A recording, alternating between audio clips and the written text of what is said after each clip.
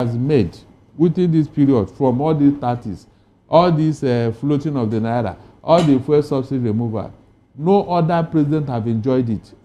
The question now is, where is the money? Where is the impact of that money on the life of a Nigerian? They are keeping it for what? For profligacy. They are keeping it for their own selfish interest, nothing else. All the ministers, tell me one that is a star performer here, that you can say, yes, this one, he's doing something somewhere. I mean, one of them that doesn't have any baggage. So the Nigerian states, they celebrate you when you are more corrupt. It is only in Nigeria that leaders will lie without shame. They tell barefaced lie. The first criteria for you to be a leader in Nigeria, for you to be a state official is what? Can you tell lies? When they want to bring you in, they will ask you first question. Do you have the capacity and capability to tell lies to Nigeria? You say yes, they say, come in. Come in, you're a good boy, come in. The badder you are, the more you are accepted in APC. Did you hear me? Don't go and start looking for that word in the dictionary. It's my own. The badder you are, the more you are accepted. Go and check around. Mention one person that you can call a decent human being in this administration. Somebody you can hold up and say, yeah, this one, in fact, he is a star performer. Mention. Is it not live from right, left, and center? From Minister of Finance to CBN governor. What lie did they not tell us? That very soon, the naira will stabilize. The naira will become 500 naira to $1. 2 years down the line, where are we today? David, where are we today? I heard what these people told us. We're 30,000, 8,500, 600 thereabouts. So you can imagine. Is that not lie? What Tinubu promised you, is it not lie? The one that pains me most is this fuel subsidy that this man used to deceive everybody. Some people say he has a lion heart. All the things that other president could not do, he has done it. Not knowing that it's pure deceit. From the back door now, he's paying subsidy. The same thing he told us I removed though. From the back door.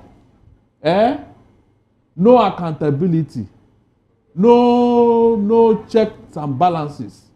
This man just spend money on his own. Because the National Assembly is no longer there. Right. I was going to go there, Barrister. With the National Assembly not serving her function as it were, the path of judiciary is also there. Would the ordinary citizen run to the judiciary and hope to get very, very clear justice to all of these lies like you alleged some few seconds ago? Which judiciary? Oh my God. David, sir, please quote me. Nigerian state is now in the pocket and in the hands of one man. And who can that man be? Who decide what will happen, either in the judiciary, in the legislature, in all the ministries, even governors, both opposition and ruling party governors. He is now in control of all of them. You can see it. That's why you don't have a reliable and stable opposition. And tell me what he is against these people. Money. Get 1 or 2 hungry persons, pay them money, go and put them there to destabilize the opposition, to destabilize things, to do his bidding. Is that democracy? No, hold on. Is that democracy? Look, this thing will implode if we are not careful. We have seen it where dictatorship holds sway. What happened at the end of the day? Because absolute power corrupts. Fellow citizens of Nigeria, my name is Just Adetong. I'm sending this message specially and most respectfully to the Honorable Minister of Aviation. Not to talk too much. I have tried to resist the urge to, say anything concerning the issues going on social media, the aerodrome space, the aviation business, and all of that. Because I strongly believe, and we've always known, that a lot is gone bad, a lot needs to be refixed. And I'm happy one way or the other that these exposures just gives a call to action, that there is a proper need for reorientating ourselves, reorientating the public, and also restructuring the aviation business and the industry at large.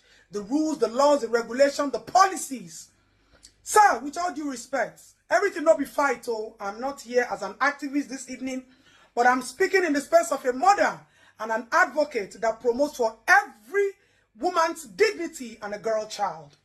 Sir, with all due respect, we all understand what is going on in the social media space and how people try to push a narrative, a perception of what people should see. I want to plead with you, sir. This is your department. This is your lordship. With all due respect, sir, I think you need to step back a little bit and look at this issue from another angle. First of all, we are all human beings and we all have emotions and anger running through us. And this evening, I want to exploit my emotions as a woman to apply it to a fellow woman like me. There's something we call dignity of a woman and dignity of every child.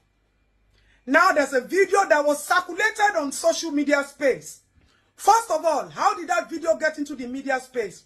Is that video supposed to get on the media space without the authorities having it, looking into it, setting up a panel to investigate that incident? Sorry, I'm not a everyday flyer. Are there not supposed to be CCTV cameras in aircrafts that we can easily see what has happened? Sir, with all due respect, we will fight tomorrow. But please, I want you to look at this matter from emotional angle. How can you post a woman's dignity on the media space in the name of trying to do what? Sir, to do what? Yes, the girl must have misbehaved. Something must have triggered the action. The only reason why I'm stepping into this case is because I heard a video, and I'm going to forward it to the Honorable Minister myself, of where a young guy said he saw what happened, but the fear of what happened to the NYSC girl would not allow him to come out. You see what the society and the system has made up of our young children and our generation. They don't have faith in this country anymore. They don't believe in justice in this country anymore. They believe that justice is for a selected few or numbers. Should it be so? Let's say the game is 1-1 now. Sir, please, only you can help us to appeal and get the bail of this young girl. Set up a committee to investigate what exactly happened. Everybody is pushing their own narrative. We all saw it that this girl hit the air hostess. But from investigations now, we are also hearing that the air hostess too was violent toward this girl.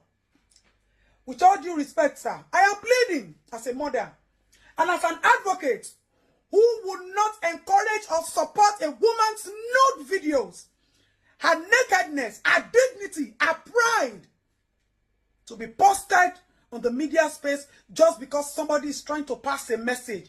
Where is the respect for a citizen? Every other thing that has to do with legality and no go school or this school lumgara. But please, sir, help us to investigate this issue and help us to get this girl out. This girl can come out and begin to develop some emotional and mental issues because her naked pictures are all over. If that girl by herself, it don't quite be that all. Because some people don't have the tenacity to take such shame, such humiliation. Please, sir, who posted that video on the social media? Was that video reported to the right authorities before being posted on the social media space? I am applying my emotions here. Emotions has to run through me because I will not also allow anybody do that to my fellow sister. And that is a fellow sister that has just been humiliated, dehumanized, disrespected, just because somebody is trying to push a narrative to the media space. Let the authority take its course. That person should have reported that video, submitted that video, not walking into the media space. Is it to create content, or to create pity, or to create self-awareness, or to take laws into their hands? Those people that also bundle that lady, by law, are they trained? Because if they were properly trained, nobody should handle a fellow human being like that. Nobody should do that. So please, sir, your Honorable Minister, I am pleading with you today. I'm pleading with you this minute, out of respect, out of love, and out of trust, that I trust you that you are capable of doing this. Please help us bring that girl out. Now, to fellow citizens of Nigeria, we all have to learn to stand up for each other. Every die na die. Don't be scared to talk. That NYSC girl has paved way for voice. We have nothing left but our voices. Some people sacrificed. The labor of our past heroes saved us. We should also save ourselves from intimidation and oppression from any angle. Nigerian Bar Association, lawyers, you people should find your way to court and bring your sister out. That could be your sister, and that could be your wife or your girlfriend that has been humiliated. Sir, we are still pleading. All we can do now is to plead. All we can do now is to allow our emotions to supersede us. And let's set the law aside, because the law is not defending everybody. The law in the face of the public has been partial. And I want to believe that the law is not partial. Terms and conditions are different. But please, this girl has been completely dehumanized, which the society is frowning at. Look into it from that angle. Find out why she got that anger to that point of anger. What triggered her anger? Something must have triggered that young lady's anger. Switch off your phone or not switch off your phone. Flight mode or no flight mode. There is more to this, and I will plead with the necessary authorities. Now you sabi them. Now you fit carry them. Now you fit call them. Me, I not sabi anybody. Sir, you where I know, now you will come meet, sir. With all due respect, Ejo, sir, we are pleading with you. Help us get that girl out, and let there be fair investigation and not instant punishment. Which one? Kilo later to pay live ban and become of one. Akpabio has been hospitalized in London for emergency medical needs. They said that Senate President Godswill Akpabio is receiving treatment in a London hospital in what sources describe as an emergency medical situation. Akpabio was in his way back from Geneva, where he had attended a parliamentary event but had to make a detour to London for a medical emergency. Multiple sources within his office and outside his office confirmed. So, when I saw this news and I said, let me do a little bit confirmation to actually know whether this is true or not, I called some persons who confirmed that they are still hearing, like I am hearing, that they are not, sure of this news. They don't know anything about it. So I still call one aide to a senator in Abuja, and he told me that this is what they told them. Okay, this is what they told us. This, he says, that statement. That is what they told us, but we are not aware of anything. So maybe it's speculation, maybe it's true. Now, let us assume that he is true, and as usual, people are wishing him quick recovery, as I do also wishing him quick recovery. But there is something important that I want to draw our attention to. You see, the Senate President is number one person, even before the President, who can control appropriation. We know that in the Senate, we still have chairman on appropriation, but everything gets to the bus stop of the Senate President. If Akpabio was rushed to London hospital, not to Nigerian hospital, it means that Akpabio is a failure. Definitely, he is a top-ranking personnel who controls Nigerian money, so they can go to anywhere in the world. Nigeria will pay for them. Nigeria have all your money, okay? They will pay for them like they were paying for Buhari, like they paid for almost all of them. They paid for Yaradua in London as well. So many of them, even when Buhari was sick, that was 2016, 2017, that time, he was, Osibanjo was the acting president then. Nigeria was spending more.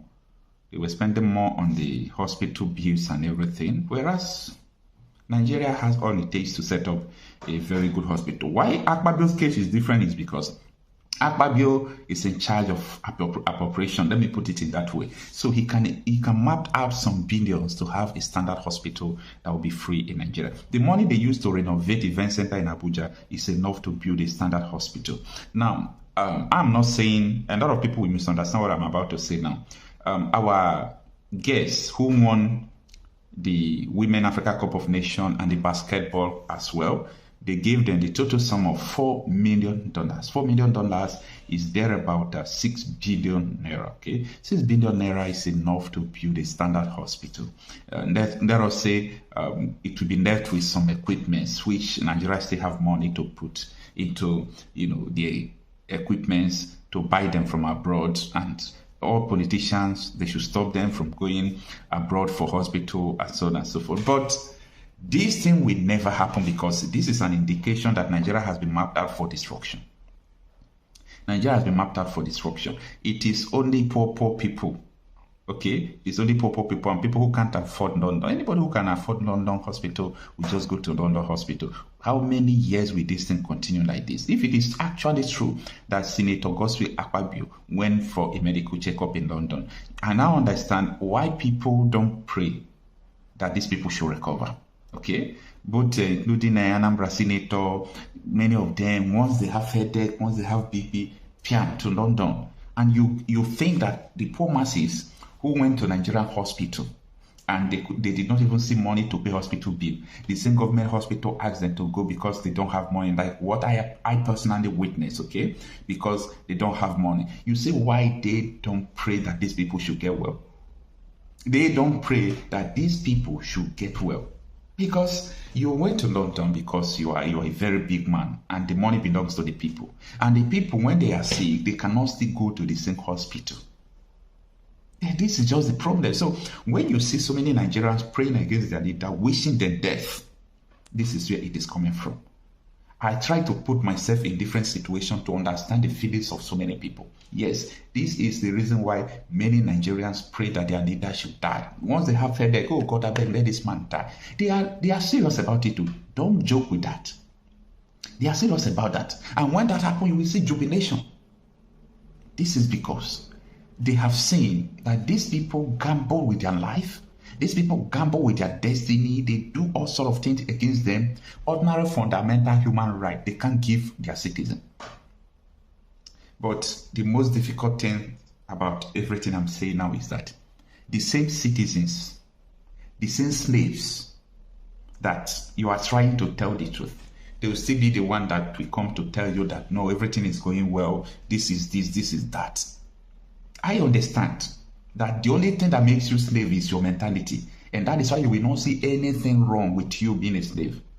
You won't see anything wrong with you being a slave. You might be a professor, okay? You might be a doctor. You might be a lawyer. A slave is also a slave. So no matter how fast a rat runs, it is called a rat race. You are still a rat. This is the problem we are having in Nigeria. A lot of people think that because they have money, they are businessmen, that they are above slavery. You are still a slave.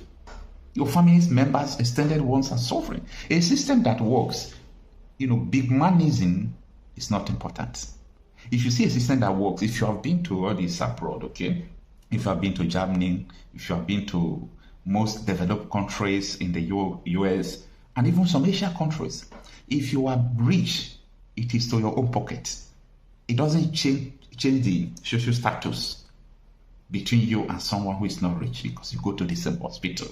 You bought the same bus, or maybe you have your own car, no problem. If you want to board bus, you bought the same bus. You want to, take train, you people will also board the same train. If you want to enter flight, the only difference is that maybe you will buy first class, the person will buy second class, but you people will get to the same destination. So in these countries, they don't see big manism as something important. They don't see it as something important. But in Nigeria here, oh my goodness, this man is a big man. You should not talk to that. So who am I?